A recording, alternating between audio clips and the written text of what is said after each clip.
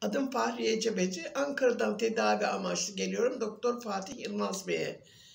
Bana Malatya'dan bir veteriner hekim tavsiye ettiler. Geldim 11 Ocak'ta, 11 Ağustos'ta geldim ve 9 çeşit hastalığımın olduğunu biliyordum. Çantalarla, ilaçlarla geldim. Ama şu anda hiçbir ilaç kullanmıyorum. Diyabet hastasıydım, şeker hastası, kuatır hastasıydım, kalp hastasıydım, yüksek tansiyonum vardı. Şimdi hiçbir ilaç kullanmadan göğüs hastalıkları, akciğer koahlıydım. Hele de koahta 2 adımda bir oturuyordum.